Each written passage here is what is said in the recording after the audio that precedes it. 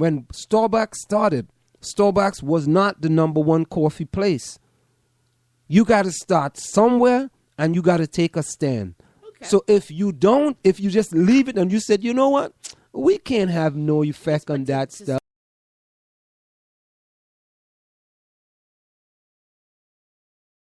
Look how this could happen. Someone could be listening to this podcast as an example, okay? And they said, wow, I never heard about that. When it goes into podcast, they go and they send it to some other news outlet. And the news outlet now posted on Facebook or somewhere where they got 5 million people on their Facebook page or like their Facebook page. All of a sudden now, 5 million people are listening to what we are saying, little so more in South Orange and Maplewood, that the media is very biased in how they distribute the information. And we, as consumers, have to take a lot of these news with a grain of salt and be careful how we consume the news and how we allow it for us to think.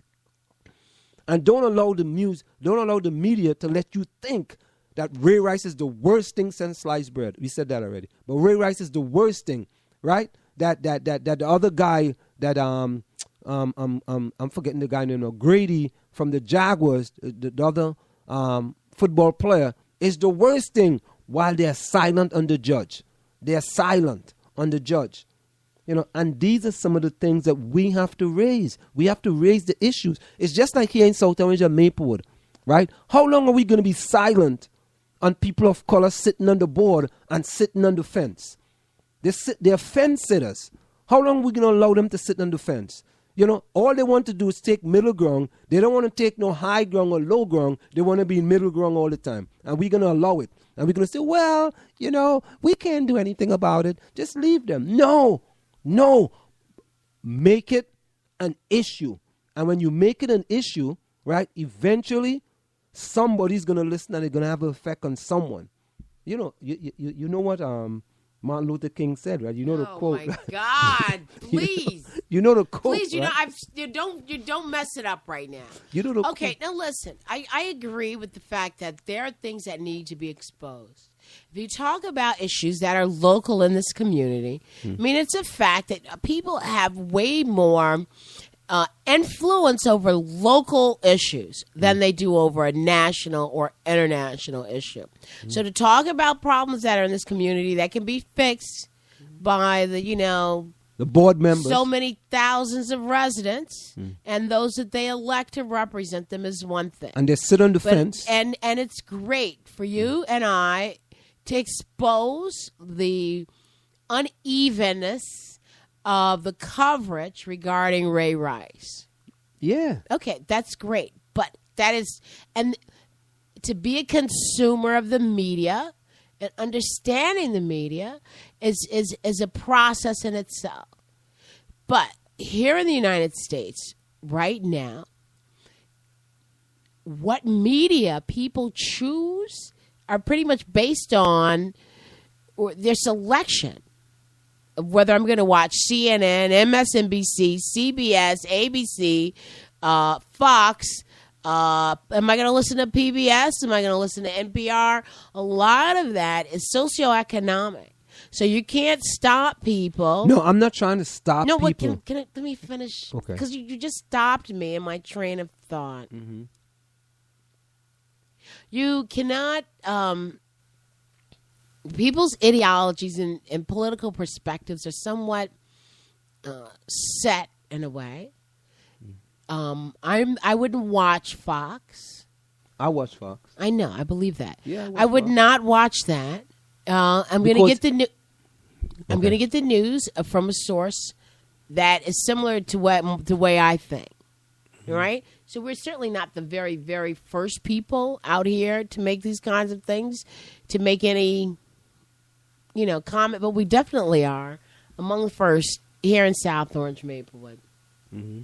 So that's where I stand on that. So here what it is. I believe, and I think when the South Orange Maplewood Online Radio Experience was started, it wasn't really to start no controversy in South Orange and Maplewood. But then I said to myself, Marjorie, I said, how long are we going to continue doing the same thing and expect to get different results?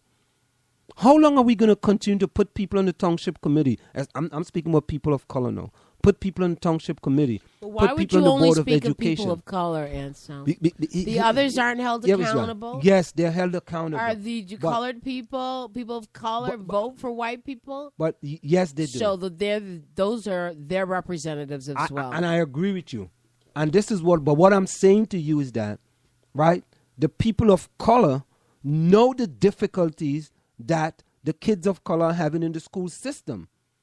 You assume that?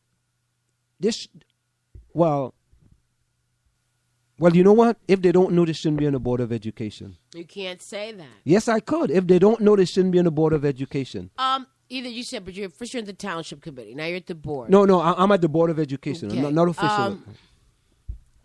People, you shouldn't be on the board. If you don't know. I would hope that someone that was white would also know the issues going on with black people. But you know what? I hear you. I'm hearing you. But we got to be honest, though. We got to be honest that, certain people on the Board of Education are not going to address certain issues. Because that's not the issue that they want to address. That's not the issue of their constituents. People address their constituents. One would hope that they address everyone. But if I go to someone's coffee or whatever, the people that know them and think similar to them are going to be there. They're going to address their voters. The people are going to vote for them. That's right. Those are the ones they're going to address those people who know them, vote for them. Yeah. who will call their friends and say, "Go out and vote for Sally Sue." Exactly. Right. So when you get on the Board of Education, and people always ask me, "Well, Anselm, you making all this noise. Why don't you run for the Board of Education?" You know what? That's the easiest cop-out that I've ever heard. You know what? Because you can go to every single one. You know what I want to be? I want to be the person. I want to be the individual that put topics on the table, put situations on the table, have people start to talk about, listen, we need to have this discussion. We need to have these discussions because we keep doing the same thing over and over and over and over. And when is it going to stop? When? I mean, think about it. You had, if you go back to the civil rights, when you had Martin Luther King, Malcolm X, right? You had, Who else? Come on, name 3 other people. Jesse Jackson, Marcus Garvey, Kwame Ture. I mean, you want me to keep going? Yeah, I want you to keep going because your list ain't too cool. But go ahead, it's all right. So if they had kept silent about things, if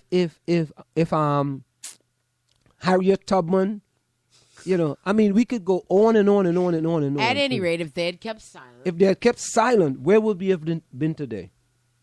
Where would you have been today? You would be in Trinidad.